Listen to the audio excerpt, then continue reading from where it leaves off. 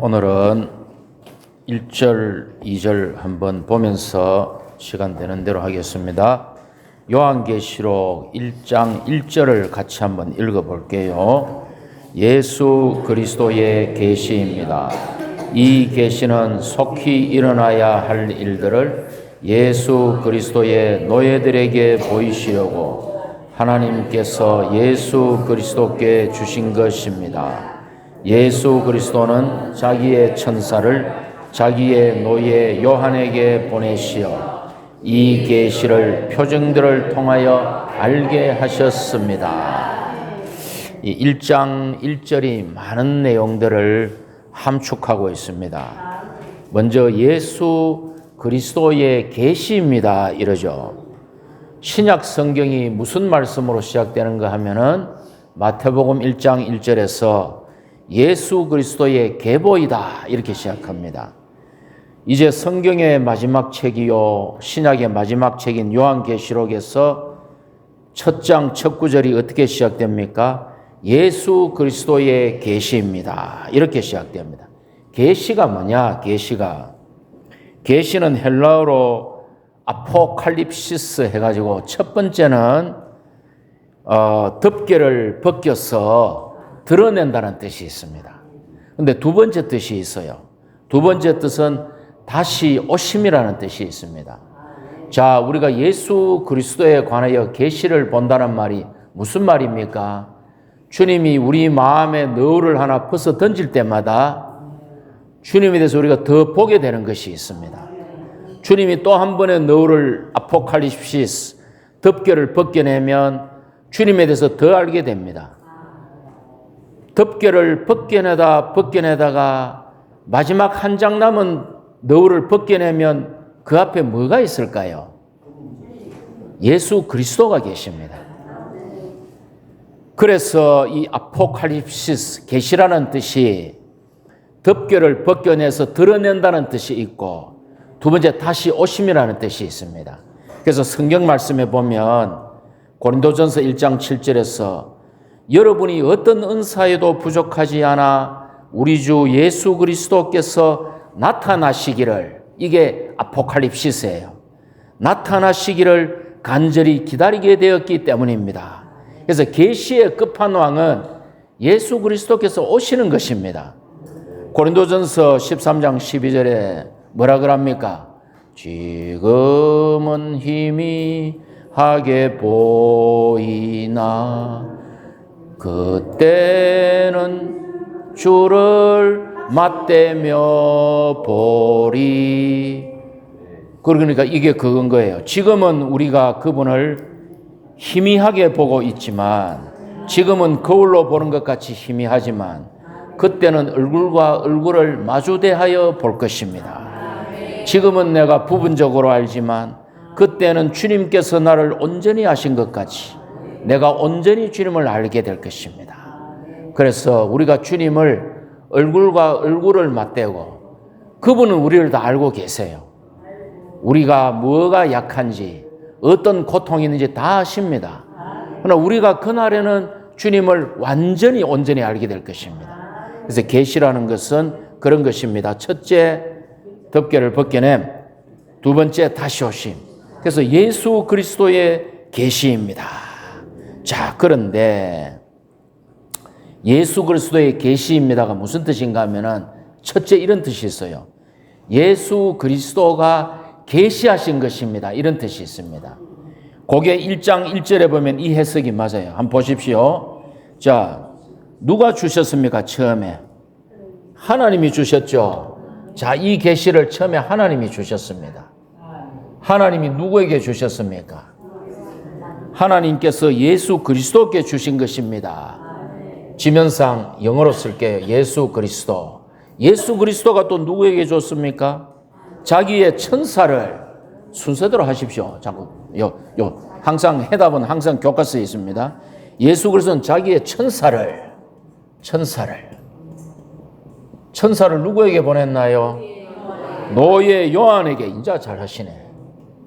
진작 잘하시지. 노예 요한에게 보내시어. 그 다음에는 예수 그리스도의 노예들에게 보이시려고 이랬죠. 노예들에게 보이시려고 하나님이 예수 그리스도에게, 예수 그리스도는 그분의 천사에게, 천사는 노예 요한에게, 노예들에게 마지막에는 이렇게 계시를 주신 것이에요. 왜 하나님은 이렇게 불완전한 방법을 선택하셨습니까? 하나님이 바로 얘기하시지 왜 이런 단계를 거치셨습니까? 여기에 뭐 여러 가지 깊은 의미가 있죠. 그런데 여기에 보면은 예수 그리스도의 계시입니다가 상당히 객관적이 되어버려요. 왜? 하나님이 노예들에게 전달하는 하나의 통로로서의 예수 그리스도죠. 예수 그리스도가 계시하셨습니다 하면은 굉장히 객관적으로 되어버려요. 근데 1장 1절에 의하면 이 말이 맞아요. 그럼 여기 대해서 조금 더 우리가 한번 감상을 해봅시다. 자, 이렇게 전달되는 과정에 배달 사고가 생길까요? 안 생길까요? 성경을 볼 때 배달 사고가 생길 수밖에 없습니다. 왜? 천사들 중에 누가 배역했습니까? 천사장 새벽의 아들 계명성 루시퍼가 타락하니까 사탄이 되었어요. 헬라어로는 마귀라 그러죠. 디아볼로스. 천사들 3분의 1을 이끌고 배역해 버렸습니다. 그러니까 하나님이 뭔가를 하실 때 여기서 사고가 날 수밖에 없어요. 예수 그리스도는 어떻습니까? 이분이 하나님이시지만, 이분이 하나님의 독생자이자 하나님이시지만, 완전하고 온전하신 하나님이시지만 육신을 입고 오셨을 때 자기를 어떤 위치를 취했어요? 순종의 위치를 취했습니다. 아버지, 하실 수만 있다면 이 잔을 나에게 지나가게 해 주십시오. 왜? 육신을 입어서 우리와 똑같은 사람이 되었기 때문에 주님도 아픈 거는 아프고 졸린 거는 졸리고 피곤한 건 피곤한 거예요. 나에게서 지나가게 해 주십시오. 그러나 나의 뜻대로 하지 마시고 아버지 뜻대로 하십시오.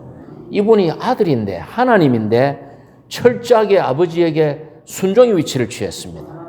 여기는 좀 위험해. 이런 사람이 이런 천사가 나올 수 있단 말이에요.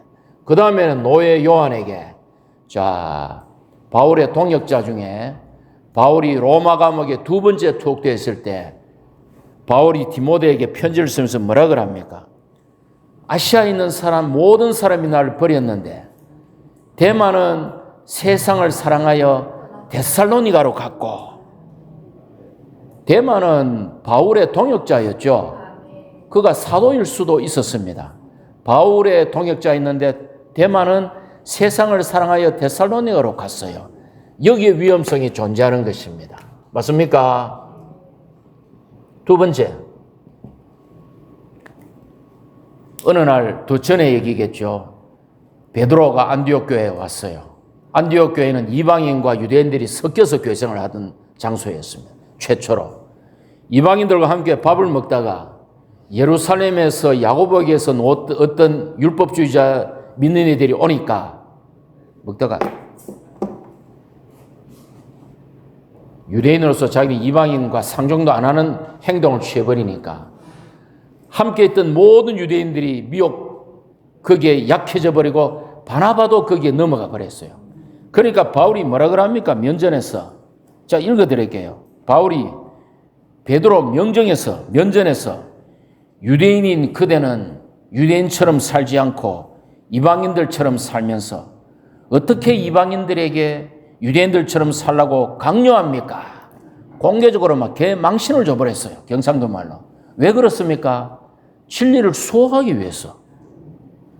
베드로가 이 이상이 없었습니까? 있었습니다.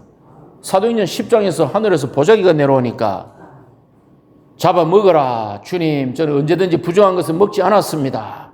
하나님이 거룩하게 한 것을 먹어라. 3번 일이 일어나요. 그리고 베드로가 이방인 로마 백부장 고넬료에게 복음을 전합니다. 최초로 이방인이 교회 안으로 들어옵니다. 그러니까 베드로에게는 이상이 있었지만 야고보에서 율법주의 믿는 일이 오니까 두려워서 그가 겁쟁이가 되어버린 거예요. 그러니까 이런 위험이 존재한단 말입니다. 베드로. 그럼에도 불구하고 하나님은 이 부족한 사람들을 사용하여 천사가 실패했기 때문에 천사보다 못한 사람을 사용하여 그분 자신을 생명으로 사람 안에 분배하여 사람이 생명과 본성에서 하나님이 되어서 하나님의 경륜을 이루게 하는 것이 하나님의 지혜입니다. 이것이 하나님의 경륜이죠. 사람 안으로 하나님 자신을 분배하는 게 하나님의 경륜입니다. 그죠? 그래서 이거 잘 중요합니다. 천사가 헬라어로 안겔로스예요. 엔젤, 영어로 엔젤, 안겔로스입니다. 그런데 안겔로스에는 두 가지 뜻이 있어요. 첫 번째 천사, 두 번째 전달자라는 뜻이 있습니다. 메신저, 전달자. 그러니까 사람도 안겔로스예요. 안겔로스가 어떤 때는 이 천사의 천사, 영적인 천사로도 번역이 되고 우리 사람들도 전달자, 메신저 할 때 헬라어로 안겔로스예요. 사람도 천사가 될 수 있습니다. 안겔로스가 될 수 있어요. 전달자일 때는. 그래서 형제님들 다 살아오면서 그런 체험이 있을 거예요. 저도 천사를 만난 적이 있어요. 그런 흰옷 번쩍번쩍 그런 천사가 아니고 어느 위기의 순간에 어떤 사람이 와서 탁 도와주고 가는데 이 사람이 누군지 나는 전혀 몰라. 어디서 왔는지도 모르는데 나를 도와주고 호련히 떠나가 버려. 그때 제가 하나님이 천사를 보내셨고 하나님이 안겔로스를 보내셨구나. 그분이 전달자를 보내셨구나. 구약에 하나님이 천사들을 보낼 때 사람의 모습으로 나타났다가 가잖아요. 똑같은 걸 많이 우리가 체험하게 됩니다. 그죠? 이런 말 다 아멘이 되시죠? 예, 그런 경험을 하셨을 거예요, 아마. 그래서 우리가 그래서 노예는 어떤 사람이 되어야 됩니까? 신실해야 됩니다. 노예는 신실해야 돼요. 저는 노예라는 말이 너무 좋습니다. 우리가 이 땅에 사는 동안에는 아들의 권리를 주장해서는 안 돼요. 우리가 아들이지만 아들의 권리가 있지만 우리가 이 땅에서는 노예로서 주님을 섬길 때에 진짜 백이 상급은 그날에 있죠. 그죠? 그래서 이날에는 우리가 고난받고 섬기고 그런 자들이 되기 원합니다. 두 번째, 예수 그리스도의 계시입니다 할 때 예수 그리스도가 계시하신 것입니다. 뭔가 객관적이야. 두 번째 뜻은 뭐냐? 예수 그리스도의 계시는 예수 그리스도 자신을 계시하는 거예요. 이 계시록 전체는 예수 그리스도 자신을 계시하는 거예요. 그러니까 예수 그리스도 자신에 관한 계시입니다. 이렇게 해석하면 2절이 여기에 맞아요. 2절을 같이 읽어볼까요? 요한은 하나님의 말씀과 예수 그리스도의 증거 곧 자기가 본 모든 것을 증언하였습니다. 자, 제가 질문하겠습니다. 하나님의 말씀이 누구예요? 하나님의 말씀이 누구예요? 그래, 하나님 자신 맞는데 예수 그리스도죠. 태초에 말씀께서 계셨다. 요한복음 1장 1절 말씀은 하나님과 함께 계셨으며 말씀은 하나님이셨다. 이 말씀이 하나님 맞아요. 제가 하는 말이 저 자신이잖아요. 지금 제가 하는 말이 제 자신이에요. 제 스처나 제 생각이나 제 영이나 이 말이 제 자신이에요. 맞죠? 그죠? 근데 요한복음 1장 14절에서는 말씀께서 육체가 되셔서 우리 가운데 장막을 치시니 장막을 치셨다.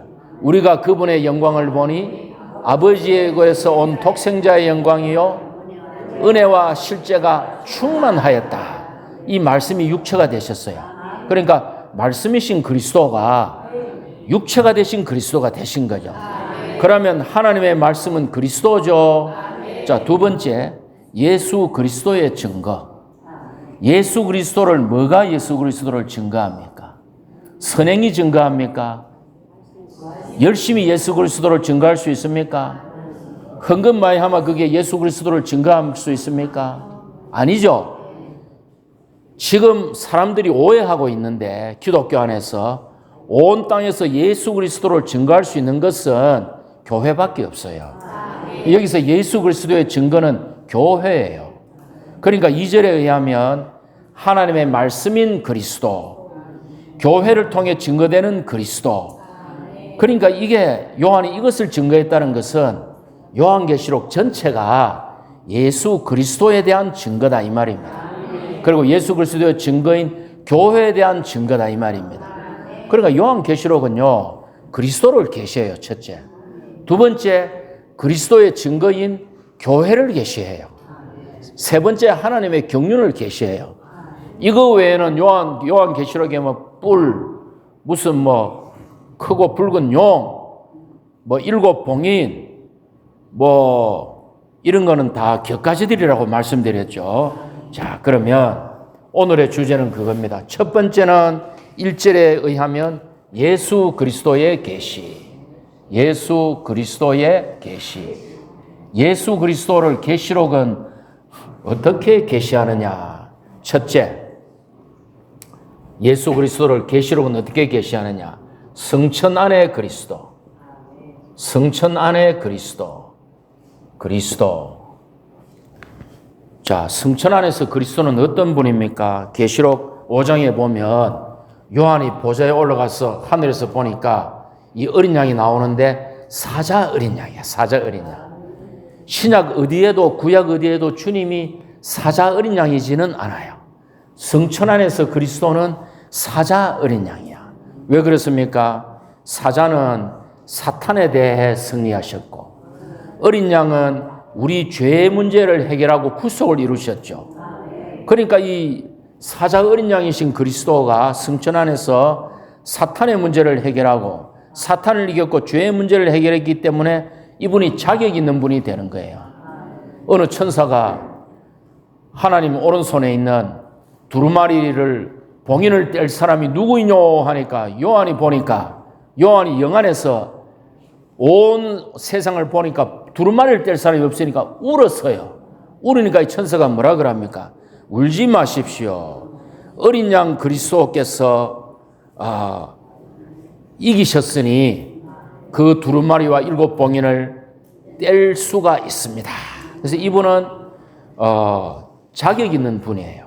하나님의 경륜을 자매님 파리가 놔두세요. 혹시 파리도 말씀 듣다가 또 파리도 말씀 좀 들어 놔두세요. 벌써 쓰러뜨렸어요. 아, 잘했습니다. 그건 더 잘했네. 저 쓰러져가 있네, 저게. 똥파리. 예. 그래서 이분은 자격 있는 분입니다. 또 천사들과 모든 피조물들에게 경배받는 분입니다. 둘째, 계시록의 그리스도는 어떤 분입니까? 행정 안에서의 그리스도예요. 두 번째, 행정 안에서의 그리스도. 무엇을 행정합니까? 교회 가운데 그분은 발에 끌리는 옷을 입고 일곱 금등대 사이에서 교회를 돌보시는 제사장으로서 교회를 돌보시며 행정하십니다. 두 번째, 그분은 하늘들에서 하나님의 경륜의 두루마리에 봉인을 떼면서 하나님의 경륜을 수행하는 행정 안의 그리스도입니다. 됐습니까? 세 번째 어떤 분입니까? 다시 오심 안에서의 그리스도예요. 세 번째는 다시 오심 안에서의 그리스도. 자, 그리스도의 오심에는 몇 방면이 있습니까? 세 방면, 네 방면. 뭐 그런 게 있는가 봐요. 근데 제가 여기서 얘기하고자 하는 건 두 방면. 그리스도에 다시 오시면은 두 방면이 있습니다. 은밀한 방면, 도적같이 오는 은밀한 방면은 왜 도적같이 왜 올까요? 왜 도적같이 옵니까? 보물을 훔쳐가려고. 뭐 주님 거니까 훔쳐가는 표현은 그거지만 성경에서 도적같이 오신다 했으니까 도적같이 오셔서는 제일 보물을 훔쳐가요. 그럼 주님이 비밀이 오셔서 훔쳐갈 보물이 뭘까요?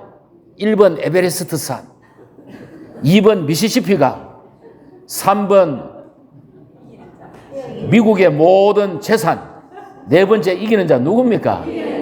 아, 잘하시네. 이래 어려운 것도 잘하시네. 이기는 성도들을 위해서는 은밀하게 도적같이 오십니다. 두 번째, 구름 위에서 공개적으로 오실 때는 뭡니까? 온 땅을 심판하고 접수하기 위해 오는 거예요. 그러니까 우리는 어느 편에 있어야 될까요? 예, 은밀하게 기왕이면 이기는 자로서 주님이 가져가셔서 보좌까지 갔다가 주님과 함께 구름 위로 와야 되겠죠. 이게 우리 소망이지 않습니까? 이기는 자 안 되면 우리 돈 벌어놓은 거 다 소용없어요. 그게 무슨 소용이 있어요? 그게 건물 임대 놓는 게 무슨 소용이 있어요? 다 망가질 건데 아무 그리스도 외에는 소망이 없어요. 예. 그렇습니다. 그 다음에는 네 번째는 심판 안에서의 그리스도. 심판 안에서의 그리스도. 지금 주님이 심판한다 그러면 사람들이 예수 천당 불신종 믿으면 이런 낮은 복음으로는 사람들을 매혹시키지 못해요. 우리가 이제는 예수 천당 불신족 하면 안 되고 그리스도인으로서 이 땅에 합당하게 살 때에 그 다음에 천년왕국에 있을 상급을 얘기해 줘야 됩니다. 주님은 심판 안에 그리스도로 오셔서 온 세상을 심판하십니다. 큰 바벨론을 심판하십니다. 큰 바벨론은 로마 카톨릭으로 대표되는 음료죠, 음료. 로마 카톨릭 안에 얼마나 많은 이단적인 사상이 있습니까? 여신숭배 사상. 그 아기 예수는 예수가 아닙니다. 성모 마리아가 안고 있는 아기 예수는 예수가 아니고 마귀예요. 그거 보면은 소름이 돋아끼쳐야 돼요. 니무롯이에요, 니무롯. 니무롯이 자기 엄마랑 결혼해가지고 오고, 그게 성모 마리아가 아니고, 아스다솥이 하늘 황후 구약에 나오는, 그러니까 이게, 그거 보면 머리카락이 쭉 빗어야 되지. 아이고, 성모 마리아가 아기 예수를 안고 있는데, 그거 큰일 납니다, 그거. 이단적인 것들이 너무 많아. 큰 바벨론을 심판합니다.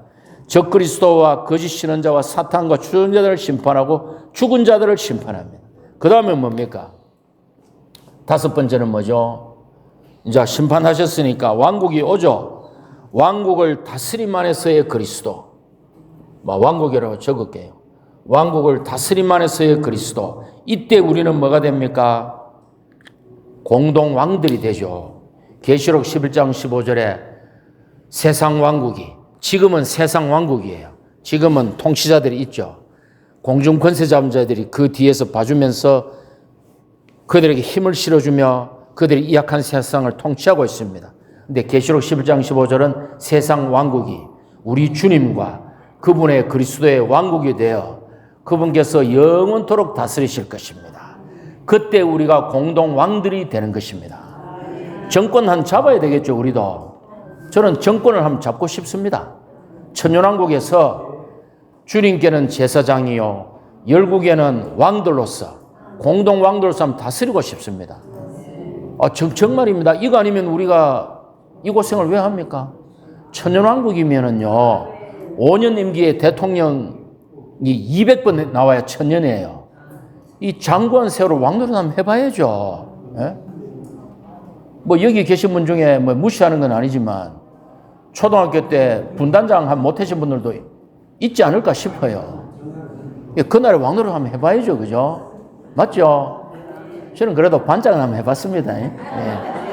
반장은 한번 해봤어요. 우리가 천년왕국 때 왕노릇을 해야죠. 정권을 잡아야죠. 그때는 주님의 생명과 인격과 권위로서 참되게 우리가 통치합니다. 이거 한번 해봐야 되지 않겠습니까? 왕국 안에서의 그리스도. 그 다음에는 뭐죠? 이제 영원 안에서 중심성과 우주성이 되시는 그리스도.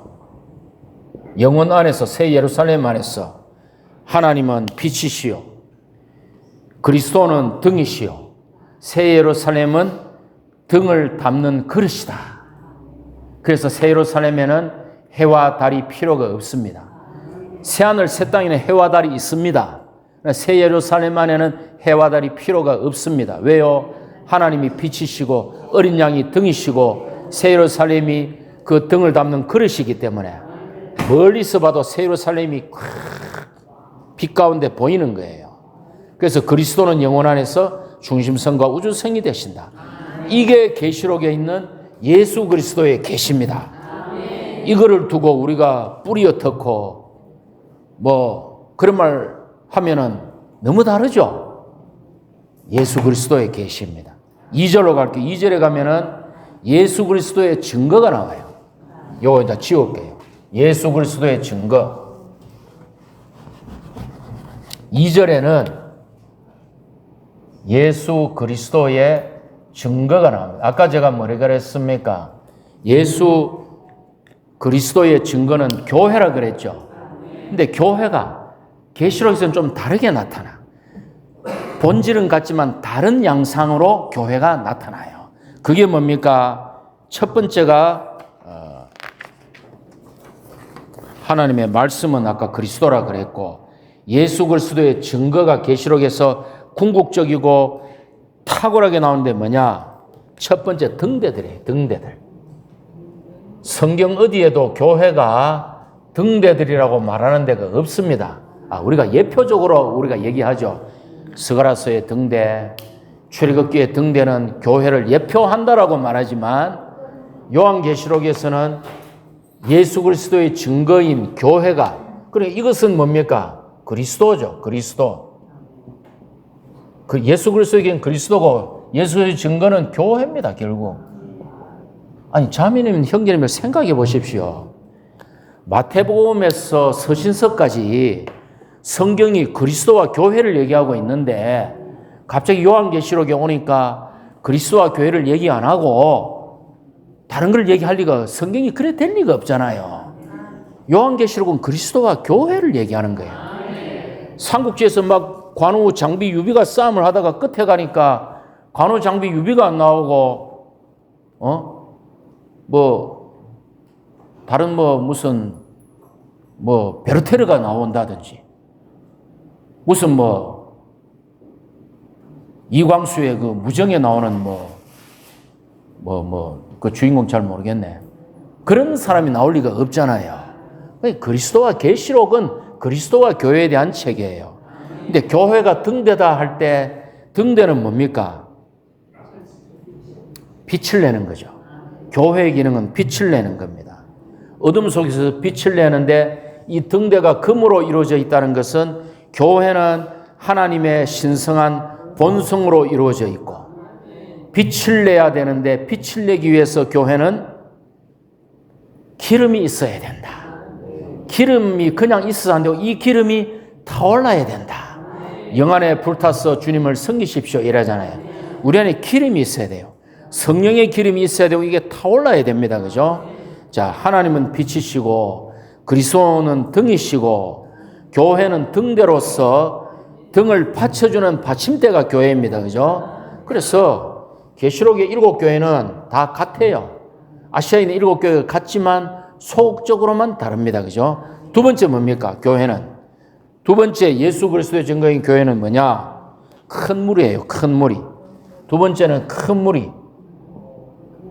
요거는 계시록 1장이고 큰 무리는 계시록 7장에 하나님 보좌 앞에 흰옷을 입은 사람들이 손에 야자나무를 들고 보좌 앞에 나오는데 이들이 큰 환난에서 나오는 자들입니다. 그래서 이들은 대환난을 통과한 자들이 아니고 우리 생활의 환난에서 나오는 모든 믿는 이들의 총체입니다. 자, 형제자매들 환난과 고난이 있습니까? 없습니까? 있죠. 세상 사람들 환난과 고난이 있습니까? 없습니까? 있습니다. 우리가 숨을 쉬고 있는 동안에는 숨 쉬는 것도 고난이에요. 요 기관지 염증함 생겨 보십시오. 숨 쉴 때 얼마나 아픕니까? 고난이 없는 사람이 있어. 누굽니까? 고난이 없는 사람이 있어. 누굽니까? 그래요. 죽으면 고난이 없어요. 산 사람은요, 숨 쉬는 것도 고난입니다. 어떤 때는 부부가 눈을 딱 마주치죠. 그것도 고난이에요. 그럴 때가 있지 않습니까? 맞죠? 부부가 눈만 딱 마주쳐도 고난이에요. 싹 피하게 됩니다. 네. 어떤 때는 아침에 일어나가지고 새벽에 일어나가 거실에 이렇게 거니는데 불도 없는데 앞서 쑥 나오면 막 으흑 놀래요. 그것도 고난이에요. 산 사람은 다 고난이 있어요. 그러나 이방인들의 고난은 의미가 없어. 우리 그리스도인 주님의 회복 안에서 고난은 우리를 생명과 본성에서 하나님으로 만드는 것이죠. 큰 무리가 있습니다. 그 다음 사내 아이를 뵌 여자. 오늘 간단하게 하는 겁니다. 사내 아이를 뵌 우주적인 여자가 계시록 12장에 나옵니다. 이 여자는 믿는 이들의 역대로 하나님의 백성의 총체, 여자가 낳은 사내 아이는 그 중에 강한 강한 사람, 이기는 이들. 사내아이가 보호자로 올라가니까 사탄이 쫓겨내려가요. 그럼 주님은 사탄을 잡으려고 3년 반 동안 그분의 파루시아가 계속 진행되다가 대환란 마지막에 구름 위로 오십니다. 이 사내아이들과 함께. 그러면 많은 믿는 이들이 구름 위로 휴거돼가지고 그리스도의 신받아서 심판을 받아요. 거기서 다시 옥석을 가리죠. 패배한 믿느니 너는 징계의 장소로, 너는 이기느니 너는 신부군대에 합류해.